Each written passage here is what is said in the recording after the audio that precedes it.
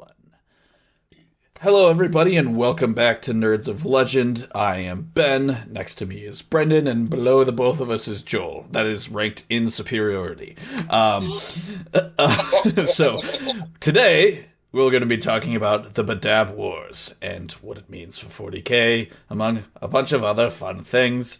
As the next book, if I remember rightly, is Black Sun by Rebecca Roanhorse. And then we will be continuing our weekly episodes on Thursdays of Dungeons and Dragons. So, without further ado, Brendan, take us off. All right. So, there's a fair amount of 40k streamers online. There's a fair amount of them that I rely on if I'm trying to get into a book series. As we know, the memes are legion. Mm-hmm. There are many, many references to how expensive and difficult the 40k universe is to get into. I feel like I try to have my little niche of understanding the timeline with which ideas are introduced. And the Badab War is, as most of the 40k storylines, originally established in the 1980s. The first time we actually see it is in specifically White Dwarf issue 101 in May of 1988. It's really just a premise to come up with more Astartes chapters and more paint schemes. This is back in the game when you were applying modern day camo to Space Marines, and the models were almost nearly in size with standard guardsmen. So you didn't have these hulking titans like you do today. What ends up happening in a larger context is at that time, if you think about, have either of you ever been in a Warhammer store? Not an official one. You know what? A Warhammer store. Cataclysm is one. Okay, so not an official Warhammer store. Right. I mean, I was in the Games Workshop store. Okay, yeah, they call them Warhammer now. They used to be called Games Workshops. And I've mentioned this before, I was very, very fortunate to have been in very close proximity to the Midwest Battle Bunker. You had 16 full-size tables, you had a full-size paint bar, 10 seats, free paint. It was a really, really good experience when you're 16 and penniless, to spend your weekends there. And by far, the most frequent matches you would see would be people with Space Marines playing other people with Space Marines.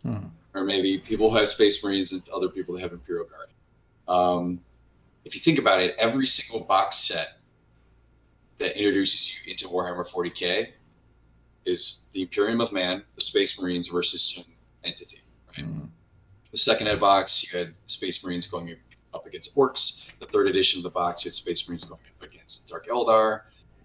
Dark Vengeance was the Dark Angels specifically against Chaos. Battle of McCrag was Ultramarines versus the Tyranids. There's always they are the corporate icon. They are the face of the company. Every time you go to Gen Con, Ben will see this August, or even Adepticon, you will see a massive Space Marine statue. The giant. It is Ultramarine. Yeah, it is the brand. Now, if we think of the historical context of Space Marines and the Gothic iconography of the Imperium of Man in this game, they're essentially massive armor-clad knights. They're space knights. I mean, the Black Templars their names taken from Knightly Order. Yeah, and Dark Angels are pretty much just like Arthurian myth. Absolutely. And a lot of times you see, in terms of the Crusades or in terms of actual knightly orders, their autonomy and their power and prestige, especially going off in the Crusades, they usually end up in a row with the Vatican. You think of the Knights of Malta, you think of the Templars, you think of the Knights Hospitaller. You give them weapons, you allow them to keep their gold and prestige. They might not always listen to what you have to say.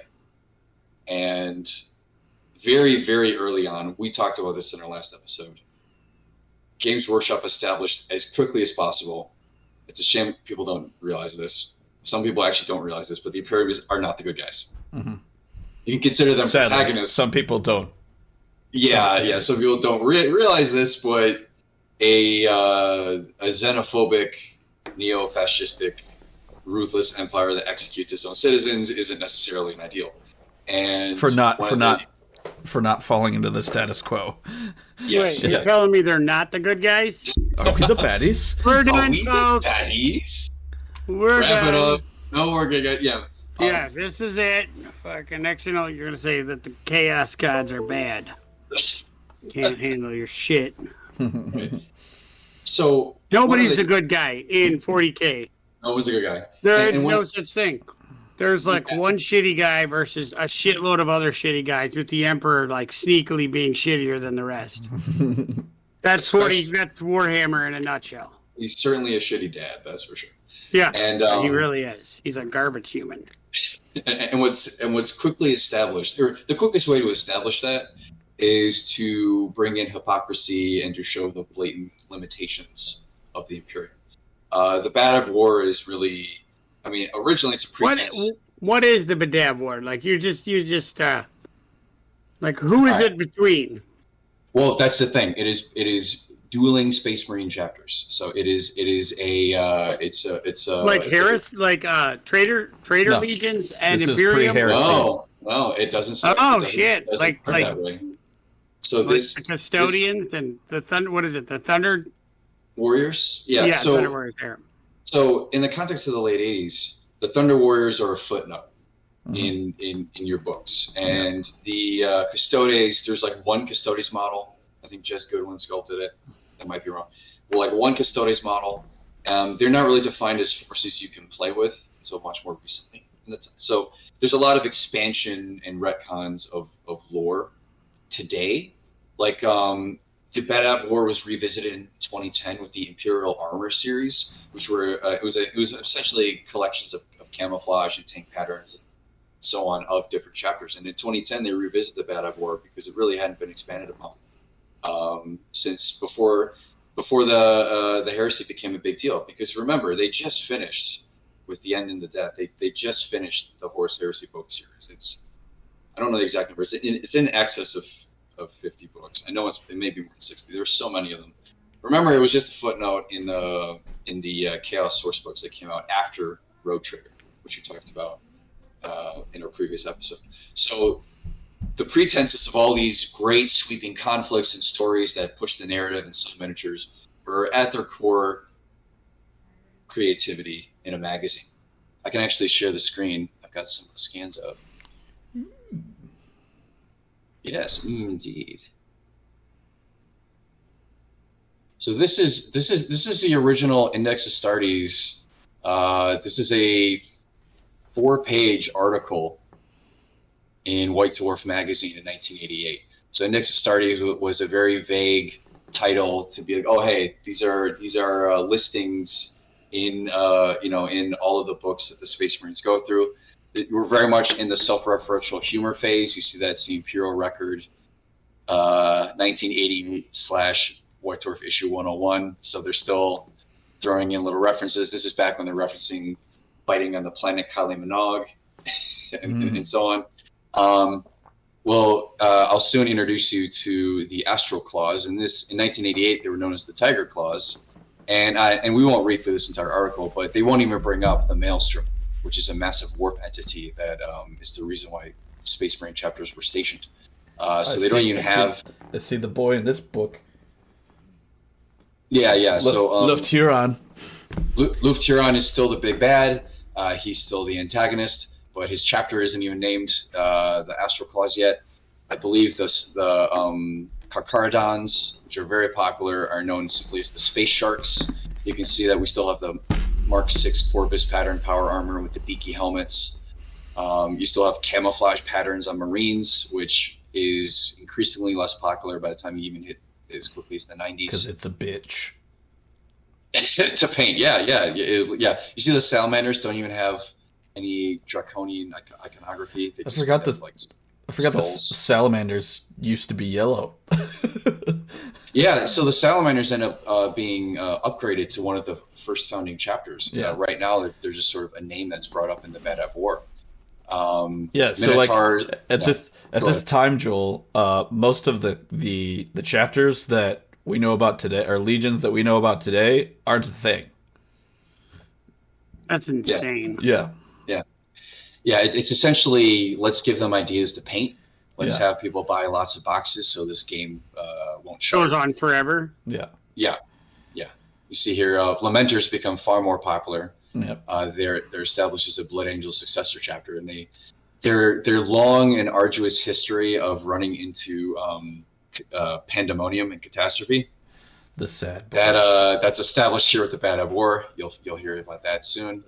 Howling Griffins become My popular. God, all these color schemes are high 80s glam rock.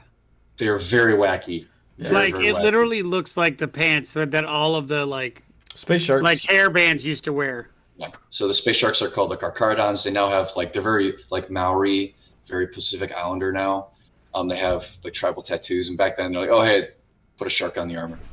Yeah.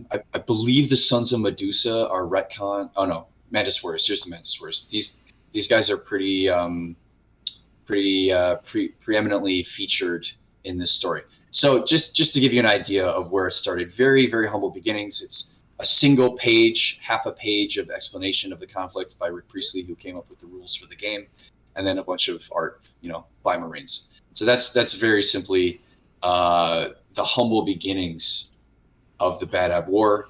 It's, Marines errant are just black and white. It's yeah. blue and white. I'm Yeah, colorblind. It doesn't matter. Yeah, No. so very humble beginnings. So I'll read from the 2010 revisited, and just so you have I'll give you some compare and contrast if there's any large differences. But the Badab War, if you need to break it down into like a sentence, it's really the first Marine on Marine conflagration from 40K. There's a lot more well-known examples of the Imperium fighting itself. It's a really powerful narrative mechanic to sell how messed up the Imperium is. If you've ever wondered why do Space Marines distrust the Inquisition so thoroughly, there are stories, right? The Inquisition trying to exterminate the Celestial Lions, an entire chapter, and then the Black Templars being the founding chapter that it's one of their children, one of their successors is like, hey, don't do that. The Grey Knights being ordered by the Inquisition to exterminate guardsmen from a planet that survived a chaos incursion end up getting into a war with the Space Wolves because the Space Wolves go, hey, don't kill innocents. We don't like that. So all of these examples really start with the Badab War. And what ends up happening, the origins of this conflict are actually the road to hell is paved with good intentions, right? Mm-hmm. So it boils down to something as simple as taxation. So the Maelstrom is this massive, naturally occurring warp entity. One of the most frequent points of conflict in 40K is the idea that warp space is outside of reality. And if you have psychic powers, or if you're a chaos entity, if you have the will, if you have enough belief, if the orcs have enough wog, you can literally create something out of nothing from pure belief. And the warp is physical manifestation of belief made real. So the Eye of Terror, which is now split the Imperium into two in the modern storyline, is where demons and massive creatures and Xenos and Chaos Marines pour out into real space, is where trouble literally physically manifests. It's blown up the planet Cadia. It's sundered the Imperium in twain. And so the Maelstrom is an idea of there being a naturally occurring, it's almost like a nebula. It's a naturally occurring warp space, but because it is there, it is difficult to police, it is difficult to protect, and aliens live inside it and attack trade routes and so on. And so what ends up happening is, very similarly to the Vatican assigning nightly orders to protect the island of Malta or Sicily or areas along the trade routes of Jerusalem, on the way to Jerusalem, the Imperium assigns Space Marine chapters to protect planets along the Maelstrom.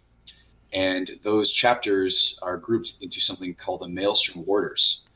And the Maelstrom Warders consist specifically of the Mantis Warriors, the Lamenters, the Eternal Guard, and the Astral Claws. Now, the Astral Claws are the antagonists of this campaign. They are a renowned, venerable, well-to-do Space Marine chapter. They are tasked with the primary goal of policing the Maelstrom with these other chapters. And Luft Huron, their chapter master, there we go, is a fantastic warrior, and this is a great honor, and so on. Now, what they end up finding is they start policing this area. I believe it goes on peacefully for about 155 years, which, again, with relativity to us may seem like a long period of time, but to Space Marines is not a long time.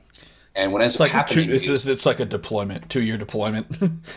Yeah, well, yeah, that's the thing, because if you know anything about astrophysics, a 2-year deployment in one area, if you're going far enough away from gravitational forces, that may be a much larger period of time in another planet. So it's the Space Marines flying around in the warp and whatnot. This is nothing.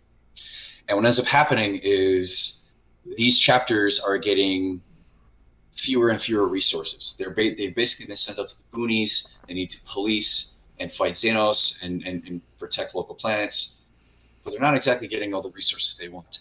And as always, they need to maintain an Imperial tithe. And so what ends up happening is frequently Space Marine chapters need to donate their gene seed to the Titanicus, and they need to donate resources and so on. And the Imperium man death and taxes are no different.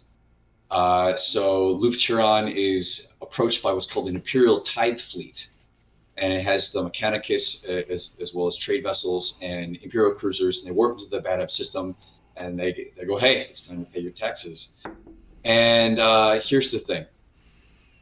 Huron gets tired of paying those taxes. His resources are stretched thin. His Marines are fighting almost on a near constant basis. And he originally says that, hey, the Tithe Fleet refused to follow instructions on how to land, and they threatened me with violence. And you know what? We're Astartes. We're the Emperor's sword. We're the Emperor's shield, and it's our right to defend ourselves. And so what ends up happening is the Carthagins in the near west system are enraged at the thought that this Tithe fleets go missing or if they're turned away, and they send 2 more punitive fleets into the Maelstrom Zone over the next 2 years. All of these fleets disappear without a trace. Now, at the same time, there's all these raiders and there's pirates in this zone, and they're disrupting trade, and that must be who raided the Tithe fleet. We now know, in retrospect, that Huron was eliminating these threats to his coffers and to his resources. Now, it's understandable. Astartes are given a large amount of autonomy. A lot of times they're gifted with their own planets, with their own fleets. If they're founding chapters, they were given massive starships by the Emperor himself. So there's many instances of Marine chapters going, no thanks. There are chapters that historically are brutal to human occupants of worlds they're sent to protect. There are chapters that are indifferent at best. There are other chapters that are known across the galaxy as venerable warriors, like the Salamanders are very protective of humanity. The Ultramarines are about as Boy Scout as you can get. But there are other chapters that are not so. The Astral Claws can be particularly brutal. And so what ends up happening is, over time, Huron responding in this manner starts to go public. And so he claims he's being persecuted, and he calls upon his other Maelstrom warders and tells them, hey, the Tithe fleets are going to be coming after you too. Our resources are being pulled thin. Lamenters, Mantis warriors. I'm going to create something called the Articles of Just Succession, which are essentially his grievances, right? Mm-hmm. And he goes, hey, why don't we separate the Maelstrom Zone from any other sectors? These planets are sending Tithe fleets to us when we're assigned to protect them. Why don't we start protecting ourselves? We're strung thin. We're losing Marines left and right. And what ends up happening is the Maelstrom warders more or less agree with Luft Huron, and they go, hey, we're getting more and more casualties. We need to protect ourselves. If they're not going to send us the resources we need, and they're just going to keep taxing us, we need to take matters into our own hands. And they're continuing their holy work of guarding the Maelstrom from any hypocrites. Now, as you can imagine, these good intentions will soon go sour. So what ends up happening is the Cathargo, the Carthagins that have been sending Tithe fleets, are like, hey, if these Marines are no longer taking care of us in the Maelstrom Zone, we need to run to daddy. And so they let the Segmentum General, the Imperium administrators that run the sector, Naval Command, they ask for help, and the Firehawk Space Marine chapter is then tasked with going in and policing the area and figuring out what's going on. So you can only eliminate so many Imperial fleets before the Imperium goes, you know what? Let's send in Marines. And before you know it, in the year 904 in the 41st millennium. So chronologically, this is after the Horus Heresy, but in terms of reality, the storyline was first conceived of before the Horus Heresy was even drawn out. So late 80s, all the stuff is being written at the same time. So is this is after Emperor got stabbed? Yes. So in the storyline, this is the 41st millennium. Okay. So who's enforcing this rule then? The imperial tithe rule. Well, here's the thing. Administratum. The Adeptus Administratum. So, if you run afoul of the Inquisition, they could send in the Grey Knights after you. They could send in Imperial assassins. The Siege of Vrax, very famously, the administrator of the planet was getting a cult of personality going, and they go, "Hey, why don't we just send in an Imperial assassin?" That backfired because they caught the assassin and killed him, and then the guy goes, "See." They doubt my power, and then the whole thing boiled over into eventually a chaos conflagration. So it's very touchy when Marines are involved, because Space Marines are a whole different breed of animal. If they're humans, you could send in Marines to stiff arm them. If they're you could send in Imperial fleets to scare the planetary administration. When you're dealing with battle-hardened Marines, what can we do other than send in more Marines? Now, there's not even hope they don't decide to agree with those other Marines. Absolutely. Yeah. Now remember, this is a naturally occurring warp phenomena, the Maelstrom. So as of right now, there's no Chaos Tint at all. Yeah. There's no Grey Knights, there's no Ordo Malleus, there's no Ordo Xenos involved. It's all very strictly an administrative issue as of right now. So the Firehawks go in system. So basically, these chapters weren't like full on chaos, like traitor legions or traitor chapters. They were just like there, like trying to hold those types back. That's the thing. They were initially was a great honor. They were rewarded with holdings with planets that they could have for themselves. And even as early as the late 80s, they don't have Robotic elements like, hey, you can only have 1,000 Marines per chapter and stuff fleshed out yet. But even now in this period of the game, the Astral Claws expanding their forces to very large numbers is unsettling to other chapters and to the Imperium. Right. And so you see narrative ideas that get expanded upon later in the game. So the Astral Claws are hoarding their resources. They're not paying their taxes. They're making fleets disappear. And so the Firehawks are sent into the Maelstrom system to figure out the Maelstrom zone, to figure out what's going on.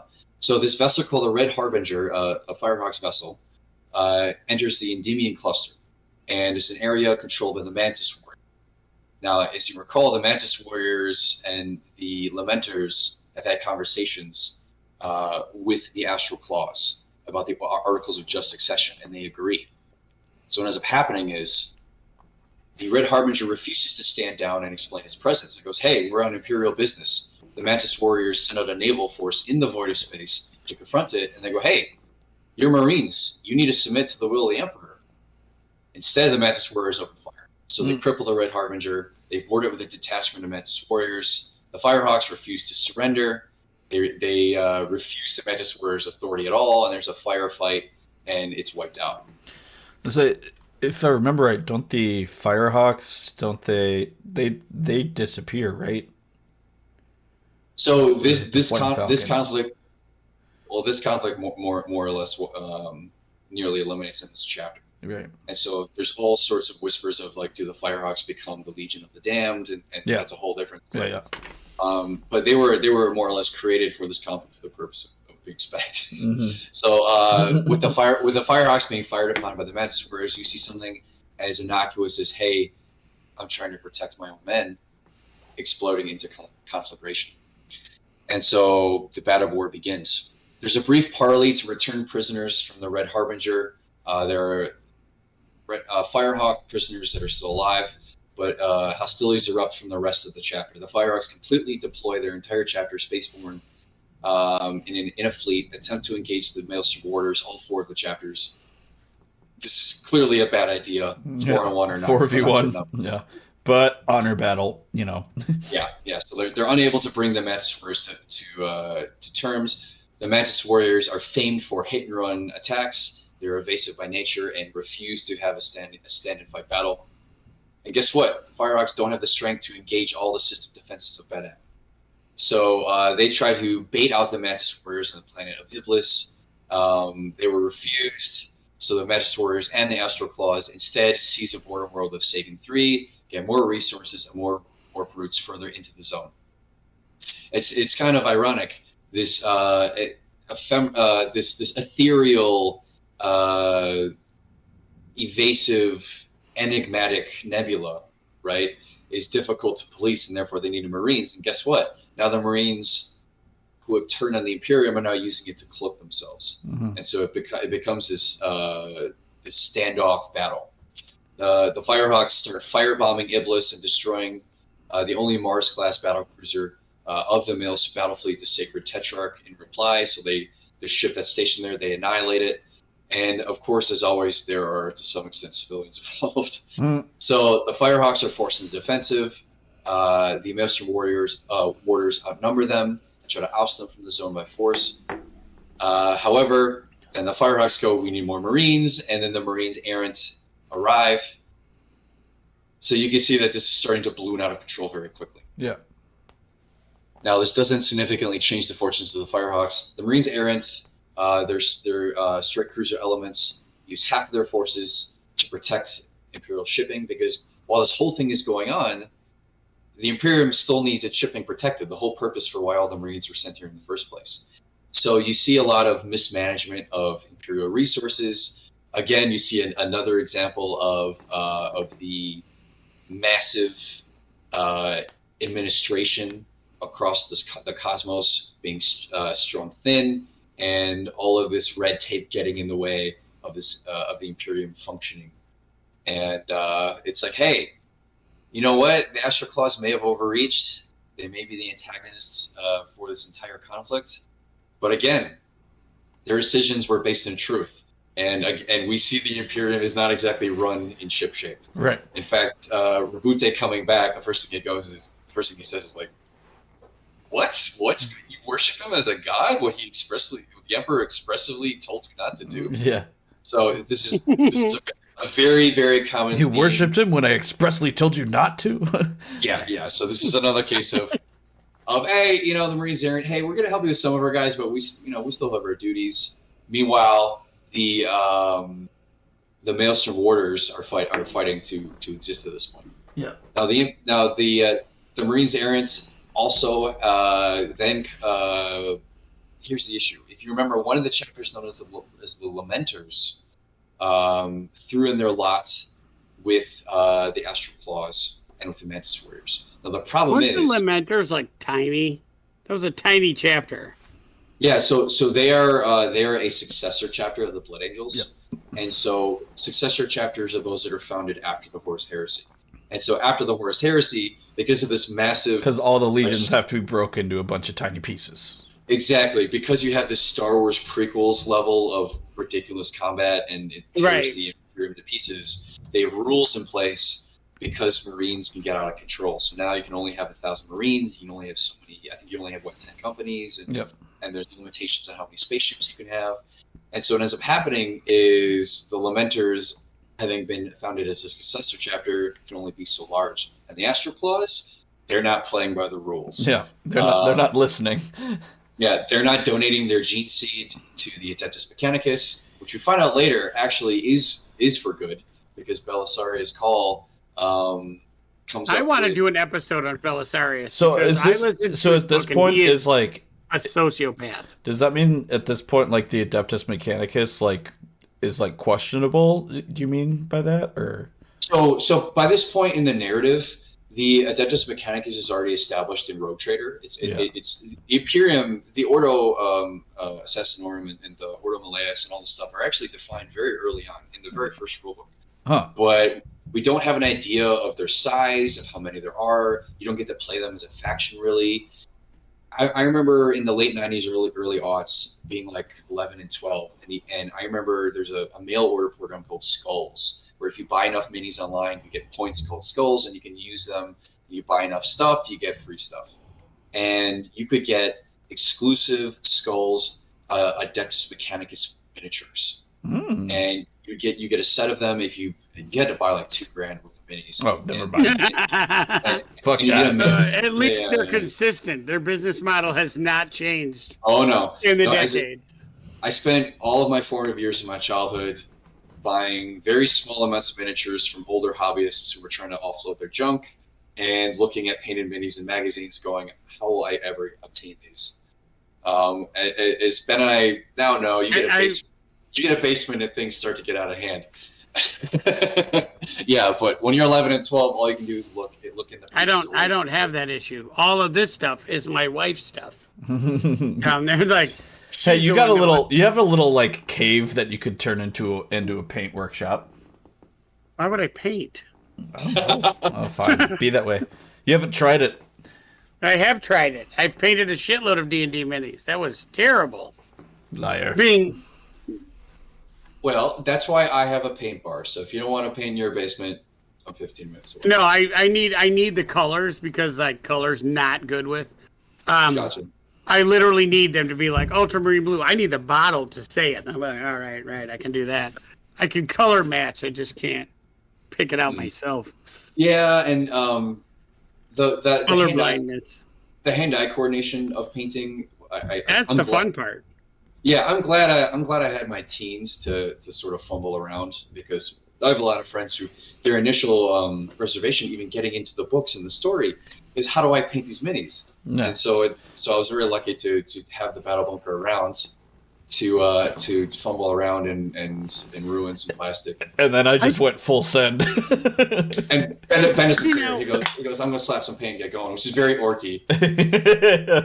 I just did what my faction calls me to do. I just find it funny, like as a person who, like, when it comes to the role playing and all this stuff, is I'm the newest one to all of it. Mm-hmm. Like Dungeons, Dragons, Warhammer, all of it. Like I started in like 2017, and all of you were like deep into it years before. No, I feel like I got into Warhammer later than you did. I just did. No, we're talking all of the tabletop. You were playing 3.5 and all the other stuff then. Mm-hmm. And like, I'm fascinated by the fact that Warhammer seems to have created, and I know I'm totally detracting from everybody, from the entire topic you have. But painting is not what I would be like. This is the selling point for my entire thing. You're going to get these minis, you're going to pay tons of money for it, and then you have to do all the work to paint it. Put it together and paint it. You're forgetting the part. You're forgetting the put it together part. Yeah, and a group of nerds are like, I've never been so turned on in my whole life.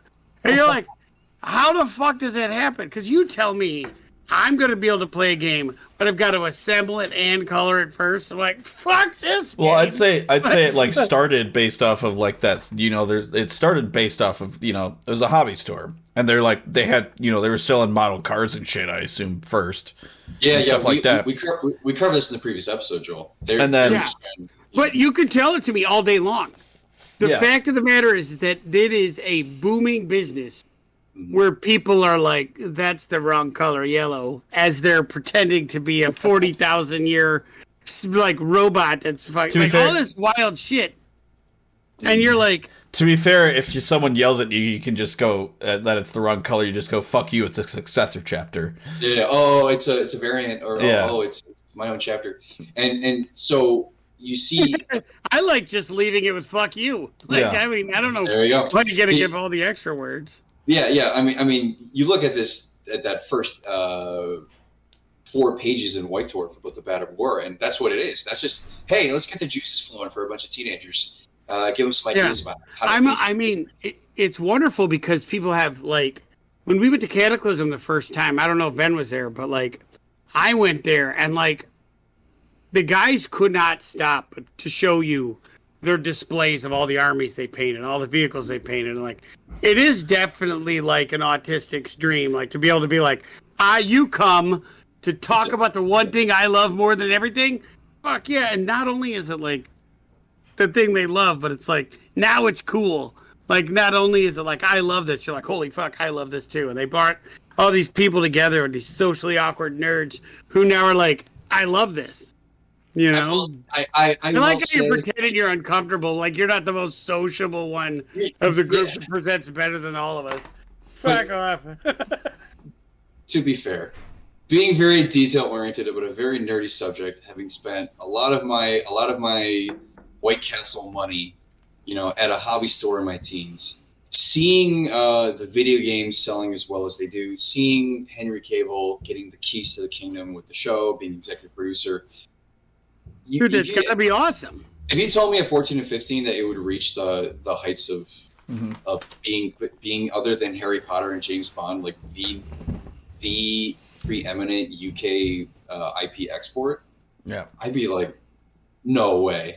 But that's also like it's just interesting because I feel like it's this is still off topic, but it's like it's sort of like in the middle of a renaissance right now with 10th Ed. They just made it more accessible than they ever have before. In addition, Go ahead. In addition to that, like you think about it, like I was raised, as I say all the time, part of the Satanic Panic, and the fact that D&D is out in the open now and not played by a bunch of occultists in their basement. Like, you would have told me that in the 80s, I'd have been like, no, that's not possible, because the devil isn't, we have to defeat the devil. But no, it's everywhere. I have a shitload of shirts that I wear, that have Dungeons and Dragons stuff all the time. Mm-hmm. It's so, like, this world is like a very comfortable place for nerds now. Yeah. And I think it's very freeing, because, like, you're not ostracized for your creativity if it's not something that's, music or sports, as it was when we were younger. And it's for those of us that are more on the artistic side or more on the awkward side that would like to sit in our basements and, write stories as opposed to like play football or whatever.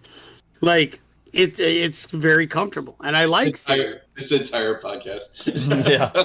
Yeah. Yeah, so it's. I mean, we're all sitting in our basements right now, so talking about Warhammer. Yeah. What strangely is it's also we have our wife's accoutrement in various places too, so that shouldn't be. We are all married. Weird. We are all married. That's because our wives don't know about this podcast.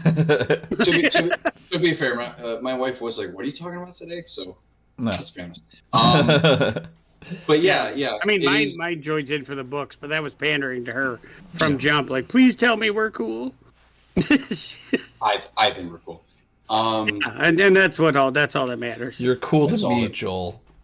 Sometimes. But the thing is, who is? What'd you say? Nothing. I wasn't paying attention.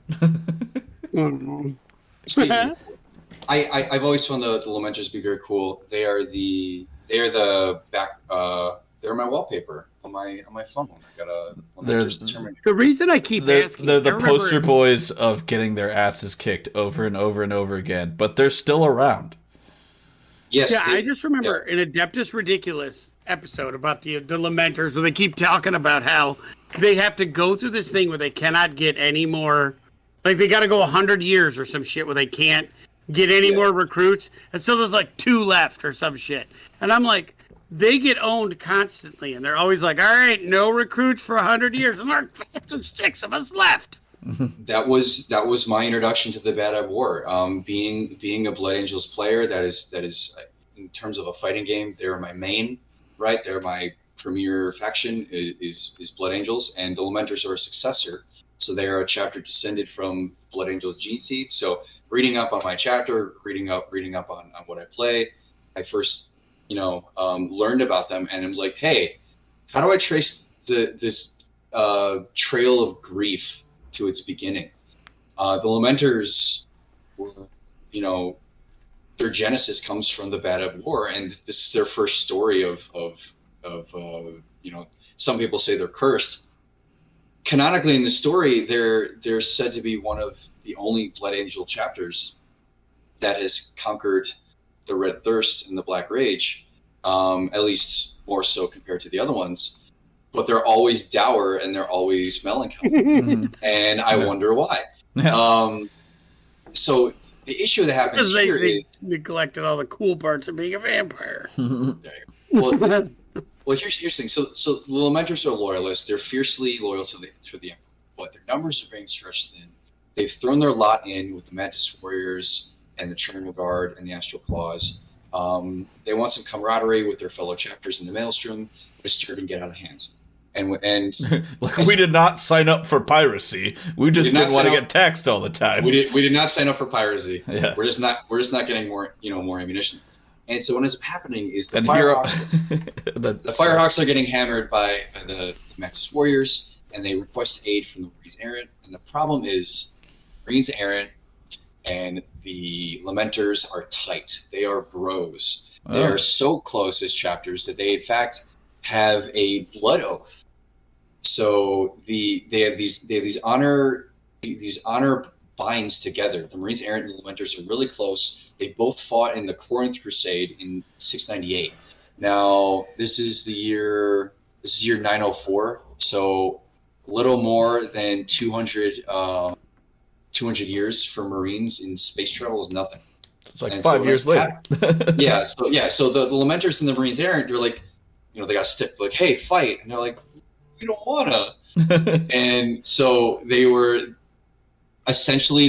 had a series of actions that had no results. They were pulling their punches. They did not want to kill their battle brothers, and were avoiding conflict, which was ticking off the rest of the chapters. Left Huron and the Mantis Warriors. Yeah, they were not happy. So what ends up happening is the Executioners were then blood sworn to help the Astral Claws.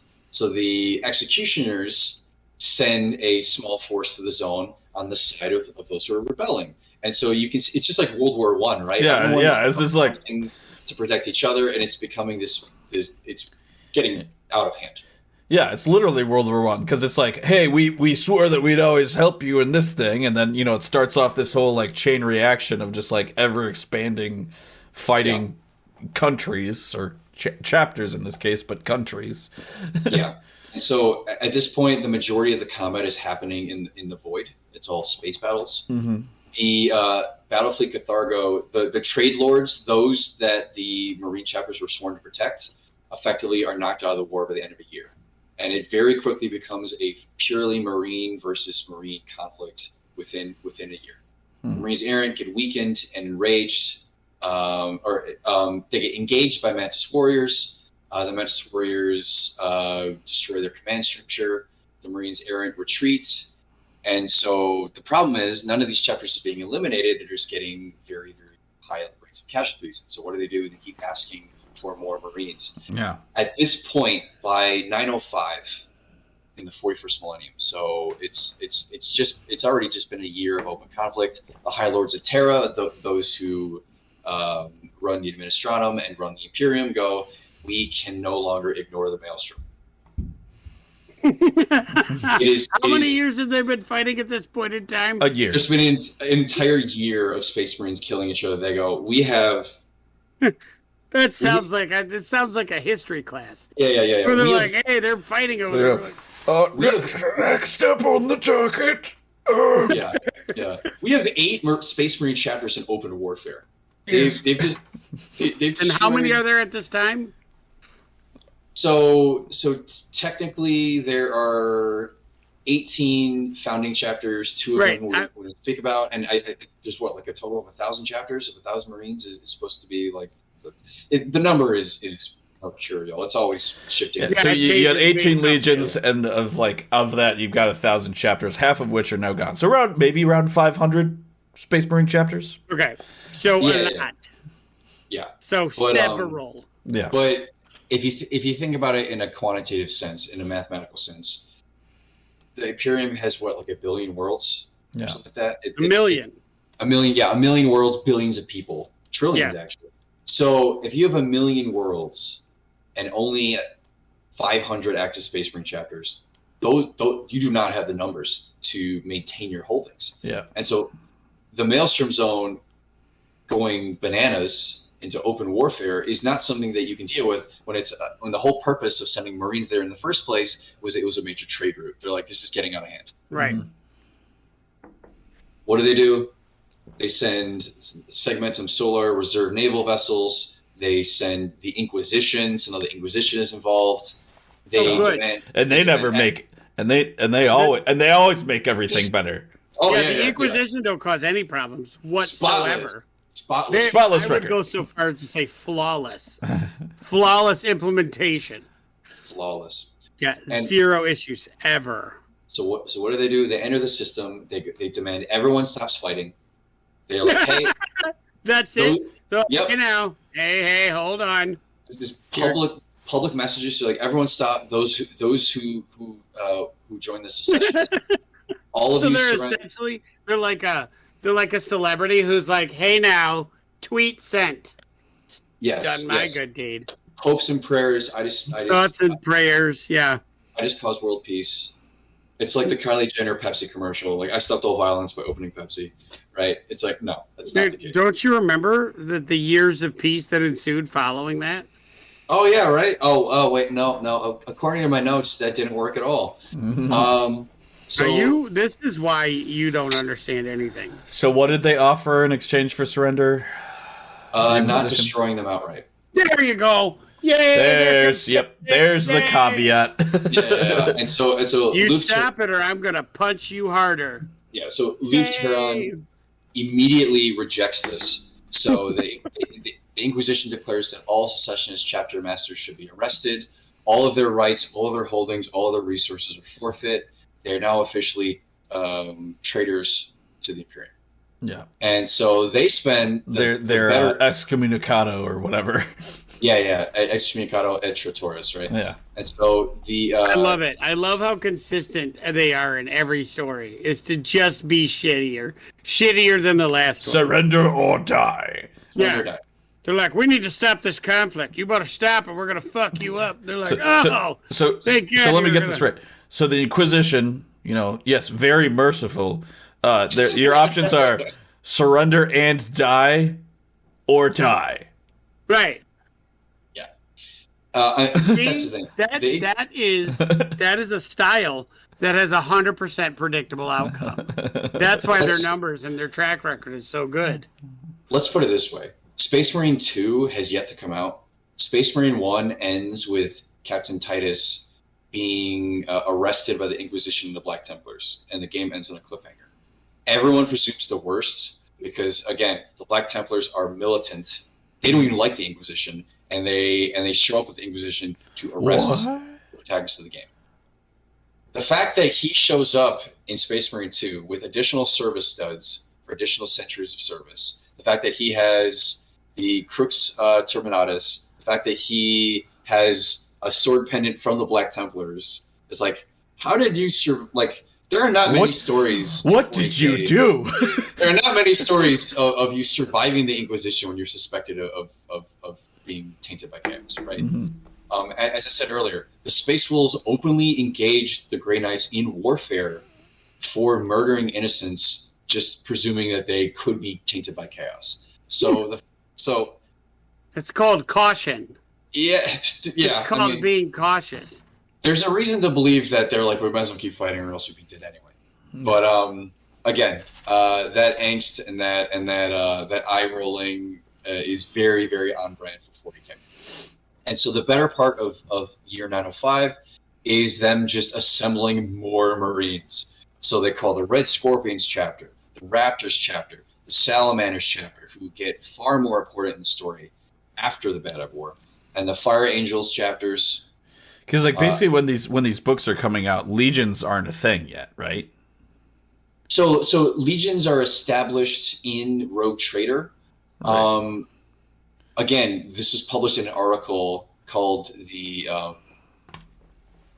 Index Astartes. So it's sort of like when Logan was established as Wolverine. You didn't know his name was Logan, and you didn't know that he was part of the Weapon X program. Like, he debuts in 77. You don't learn about him until, 86? It's Weapon X. So he's out for a long, long time before you even figure, you just know he was cool for years. You didn't know how cool, right? Yeah. So we know Space Marines are cool. We don't know the complete limitations of the chapters. We don't really know totally what happened in the Horus Heresy yet. Mm-hmm. Remember, I'm reading the Badab War from 2010, established in after the facts. Yeah. It's 1/2 page. The entire conflict is 1/2 page in 1988. Yeah. In fact, they don't even have the Maelstrom yet. It's just considered a marine-on-marine conflict. So a lot of this is retroactively grown, and you can see the glacial speed at which the hobby kind of grows. I mean, I'm in my mid-30s at this point, and 2 of the Primarchs are alive in the current story. If you told me when I was 12 that I want the lion so bad. that I can't wait for the lion. back, like, I wouldn't believe you for a second. So the fact that Rabute is back and Lionel's back, the fact that they've established that the psychic entity of Sanguinius is not destroyed, there's a chance, you know. So I mean, the fact that this stuff has happened, anything can happen in the story. But this stuff moves about at the speed of comic books. It takes its time. I just want Hermaphrodite Fulgrim to show up because that'd be hilarious. Yeah, or crow mutant Corvus and Wolfman Wolfman Lehman Russ. Yeah, it'd be great. Absolutely. So yeah, Salamander, salamanders. Vulcan showing up and he's like half orc now because his DNA fused with the beast. It'd be wild. Anyway, sorry. Vulcan there is supposed to be a return for Vulcan, correct? He is alive in the story, and people have money, so signs point to Signs point to yes. Signs point to yes.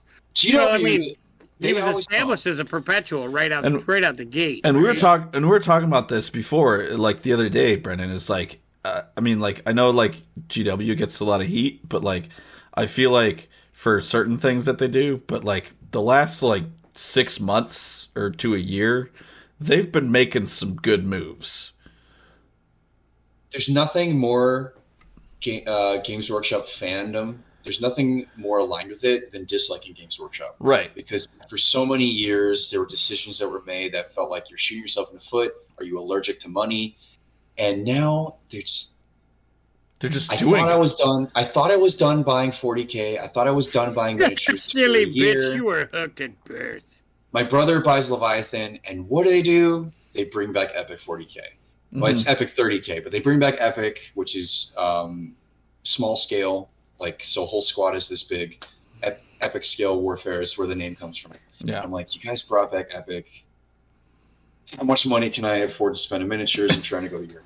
What's my monthly spend? What's my monthly? Yeah. So just when I get out, they pull me back in, and it's just the Imperial tithe. Yeah, it's just like I was talking to another friend of mine who's a big 40K guy. He's like, I was giving you all my stuff because I was done with 40K with 9th Ed, and then 10th Ed shows up and he's like, actually, this is really good, so I'm back in, boys. They finally introduced. I'm gonna need that back, Ben.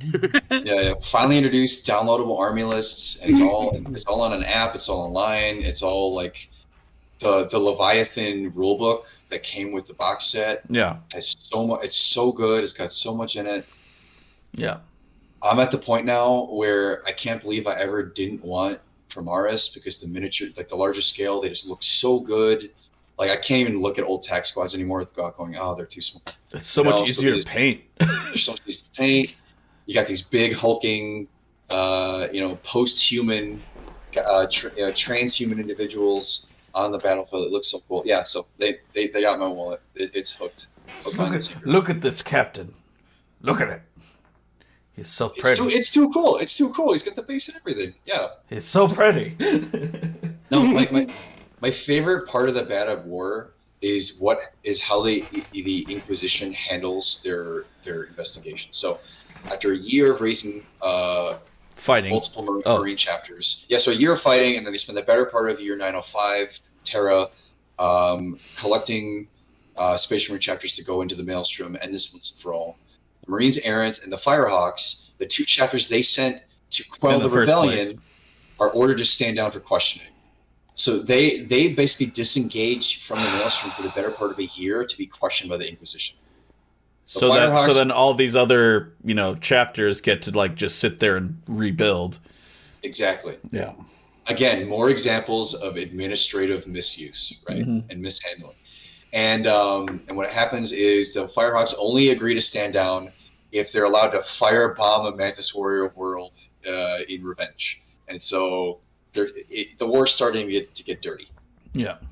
Now, the trade lords of the Maelstrom, those who the Marines were assigned to protect, the inquisitorial investigation found them guilty of trying to stiff-arm the Space Marine chapters for their tithes, and they sentenced the entire population of their principal world to 6 generations of indentured servitude.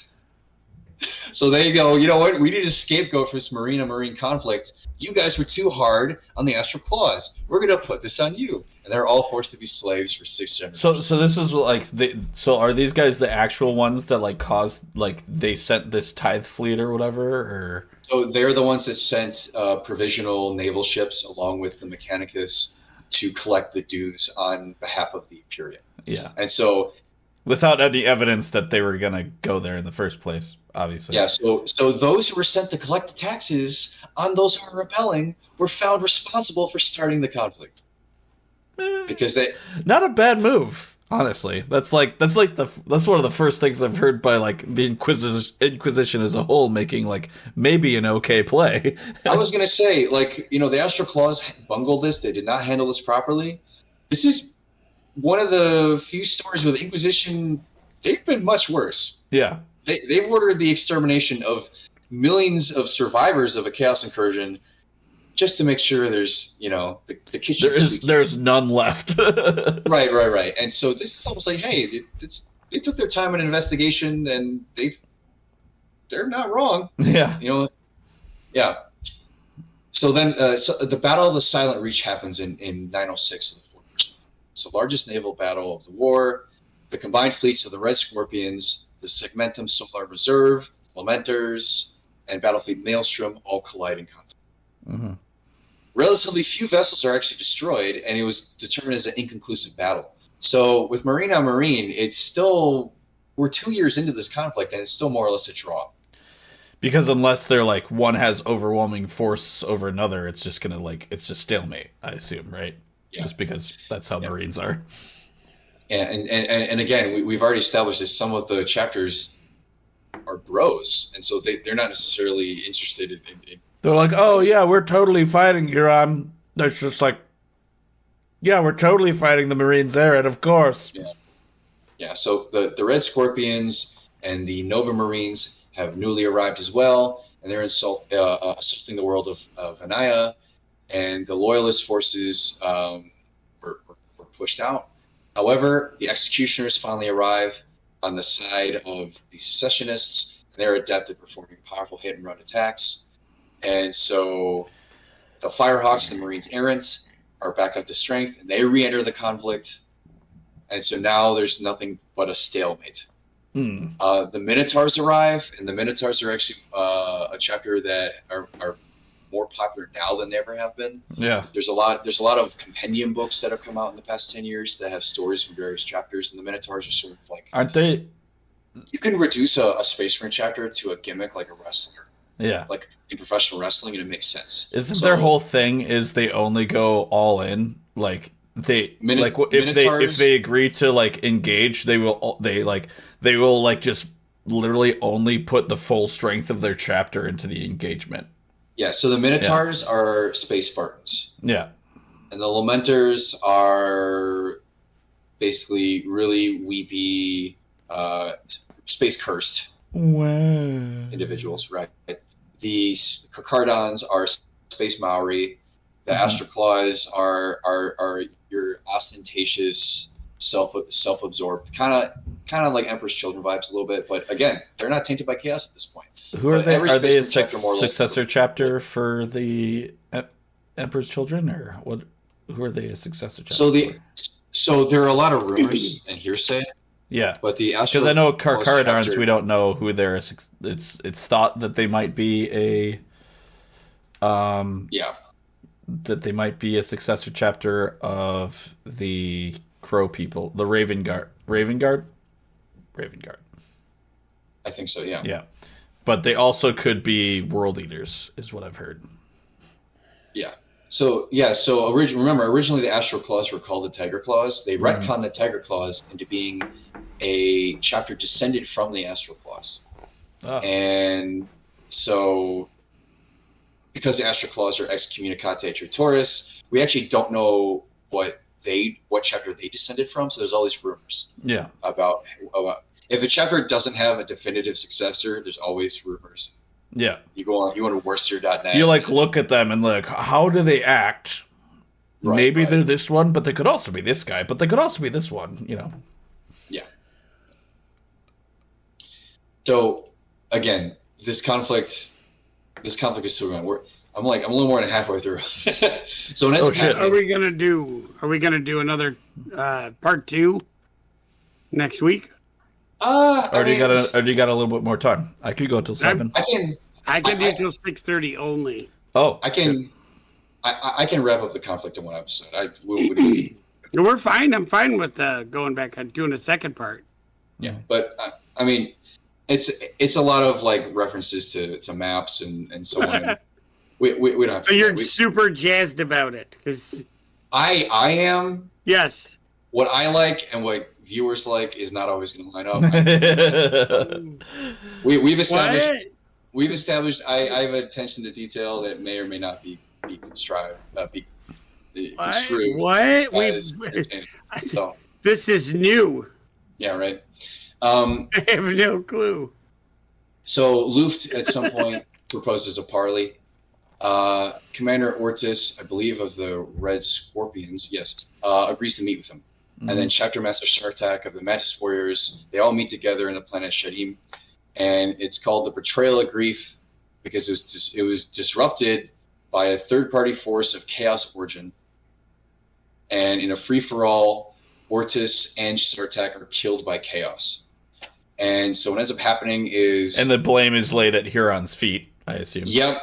And then the Howling Griffins are thrown in, and the Sons of Medusa join. And at this point, it's a cacophony. Wait, those two, chaos. those are ones that were sent to like quell this rebellion, right? Yes. Ha! Yeah. So, I love this. Again, they're not the forces of chaos. They've just arrived to join the fight. No, but then they decided to join the fight with Huron. I believe the Howling Griffins are loyalists. Okay. They're descended from Ultramarines, and they're like they have these oaths that are so long they put them on. Yeah. And so I think I'm gonna guess that they stay loyal, Okay. as I recall. And so yeah, they activate this thing called Vengeance Station, which is a powerful forward base in the Maelstrom Zone. The Red Scorpions conduct raids on the Astroclaw space lanes, the Sons of Medusa and the Nova Marines pin down secessionists. The Firehawks at some point emerge as victors over the Lamenters. And I know for a fact the Lamenters are nearly exterminated from the conflict. Mm-hmm. The Raptors, Salamanders, and Fire Angels have a victory over the Astroclaws at Gangreth III. The Raptors and Salamanders relieve the besieged loveless world of Cerngrad. Again, all of these ancillary battles are established around 2010, much later on after the original story. Yeah. The Marines Errant have to retire for the campaign because they've taken losses that are that heavy. The Executioners, the rest of the Executioners arrive. They fall upon, they engage the Howling Griffins, who stay loyal and inflict tremendous casualties upon them. The Howling Griffins have to retire from the campaign as well. So at this point, it's a tug of war, and all we're seeing are dead Marines. Yeah. The Mantis Warriors at a time when we need a lot more live Marines. Yes, the Mantis Warriors briefly pull out to re-invade their own territory because the Orcs decide to invade, and Astroclaws had to deal with demon-worshipping cults springing up within their own domains. Because again, this is taking years. So and then and then eventually, like a tomb world gets opened up, cracked open. Like it's happened before. Yeah. So the Minotaurs arrive. They wipe out the entire Tyrants Legion unit at Cairo. Again, they keep to themselves. They don't really work with other chapters well, and they attack with unmatched ferocity until the Caradons arrive some years later. So again, this is starting to string out years of conflict. Yeah. A captured Astroclaws apothecary reveals he's in fact a member of the Tiger Claws, a cursed founding chapter that was thought to be long lost from the Astroclaws. You can see how they're retconning original printing. Yeah. Right. Further inquisitorial research establishes that Huron had withheld his gene seed from the Adeptus Mechanicus intentionally because he was trying to enlarge the size of Astroclaws beyond Codex Astartes norms. He was secretly trying to rebuild his formerly extinct successor chapters, hiding their numbers and cooking the books within his parent chapter. So that's why they were able to take so many losses but not lose fighting strength, because he's trying essentially to... He's been like hiding Gene Seed for a while. Subvert numbers. Yeah. Inquisition does not like this at all. They discover the Astroclaws had allied themselves with heretic scavengers in order to recover buried weapon stores. And what happens? The Loyalists move to intercept. The Sons of Medusa come in. The Exorcists arrive. The Exorcists are so hardcore that when you join their chapter, you are possessed by a demon, and then they excise it from you, so you know how it feels. So these guys are hardcore. The Exorcists, and either you die or you get rid of the demon. Yes, absolutely. And they're so hardcore that they can't agree with the Sons of Medusa on how to. They can't even agree with each other how to attack. And so what do? They remove the Exorcists and assign them to a different force. So you just see no one's getting along. There's issues with the way the Imperium is run. There's issues with how the chapters can even get along with each other. The whole thing is just it's a red spot on the Imperium. It's funny because you read I believe you need a part 2. Yeah. I think so too. I'm going to need to get off here, so I'm throwing in because I know nothing about this. Yeah, I know I would bits. much rather you not try to rush it, because this is an interesting conflict. This is an interesting story, and if you guys like it, here we go. Yeah. I do. I mean, I don't know much about Games Workshop. Everything I know comes from Adeptus Ridiculous and a couple of books that I've read. So, lay it out there. Let's see what's going on. All right. Looks like we'll continue this in a part 2. There is more. Yeah. Yeah. Obviously, as you were starting to talk fast, I could feel the pressure coming off of you. That you're like, there's so much to talk about. Yeah, we'll make it do a part 2, probably 3. Let's be honest. So we'll get off on a tangent again. Yeah. Well, thanks to everybody for watching again. Our book for next week is the Black Sun that's SUN by Rebecca Roanhorse, and then we'll be continuing our D&D campaign on Thursdays. And then after the next week, obviously, it sounds like we're going to do the second part of the Badab War. So thanks everybody for watching. We'll be back with you again on Thursday.